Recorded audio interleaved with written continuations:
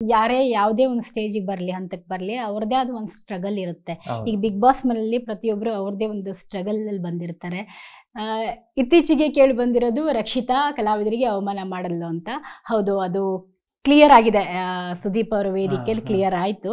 ನಿಮ್ಮ ಅನಿಸಿಕೆ, ನೀವು ಆ ಸಂದರ್ಭದಲ್ಲಿ ಇದ್ದಾಗ ನಿಮ್ಗೆ ಸಡನ್ ಆಗಿ ಕಲಾವಿದರಿಗೆ ಅವಮಾನ ಮಾಡ್ತಿದ್ಯಾ ಅಂತ ಹೇಳಿದಾಗ ಅಶ್ವಿನಿ ಅವರು ನಿಮ್ಗೇನು ಅನಿಸ್ತು? ಇಲ್ಲ, ಅವ್ರು ಅದು ಹೇಳನೇ ಇಲ್ಲ.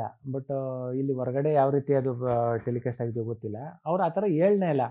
ಅಲ್ಲಿ ಏನು ಅಂದ್ರೆ ಮಾಡ್ತಾರೆ ರಕ್ಷಿತಾ ಆ ಥರ ಹೇಳಿಲ್ಲ. ಹೇಳಿಲ್ಲ. ಯಾಕಂದ್ರೆ ನಾವೆಲ್ಲ ರಕ್ಷಿತಾ ಫಸ್ಟ್ ನನಗೆ ಹೇಳುತ್ತೆ. ಯಾಕಂದ್ರೆ ರಕ್ಷಿತಾ ನನ್ನ ಜೊತೆ ಚೆನ್ನಾಗಿದ್ದಾರಲ್ಲ ರಕ್ಷಿತಾರು.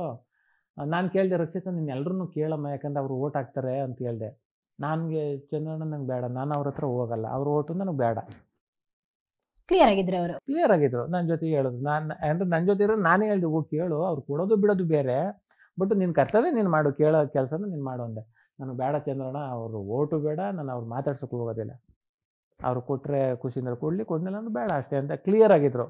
ಅದೇ ವಿಚಾರಕ್ಕೆ ಕಾವ್ಯನಿಗೂ ಮತ್ತು ಅಶ್ವಿನಿ ಮೇಡಮ್ರಿಗೂ ಒಂದು ಸ್ವಲ್ಪ ವಾದ ನಡೀತದೆ.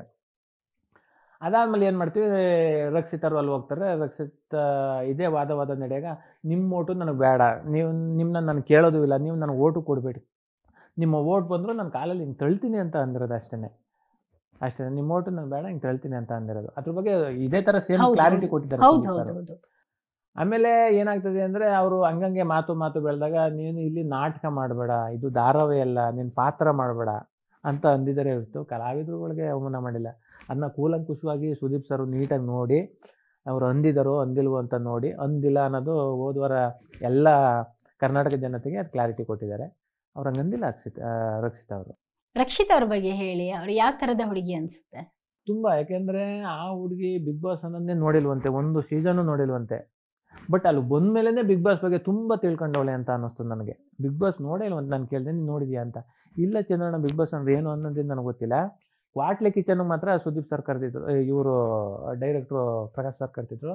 ಬಟ್ ಏನೋ ಕಾರಣಾಂತರದಿಂದ ಬರೋಕ್ಕಾಗಲಿಲ್ಲ. ಯಾಕಂದರೆ ಹುಡುಗಿ ಫೇಮಸ್ ಆಗಿರೋದೇ ಅದರಿಂದ ಕರೆದಿದ್ರಂತೆ. ಏನೋ ಕಾರಣಾಂತರದಿಂದ ಹೋಗೋಕ್ಕಾಗಿಲ್ಲ.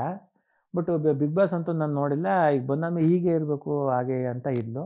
ಆ ಹುಡುಗಿ ಹೇಗೆ ಅಂದರೆ, ಎಲ್ಲಿ ನ್ಯಾಯ ಎಲ್ಲಿ ಸರಿ ಅನಿಸ್ತದೆ ಅಲ್ಲಿ ಮಾತಾಡೋಲ್ಲ. ಯಾರೇ ಇದ್ರೂ ತಲೆ ಕೆಡ್ಸ್ಕೊತಿರ್ನಲ್ಲ. ವಾಯ್ಸು ಚಿಕ್ಕ ಹುಡುಗಿ ಥರ ಕಂಡ್ರು ವಾಯ್ಸು ಇಡೀ ಒಂಥರ ಜೋರಾಗೆ ಮಾತಾಡೋಳು.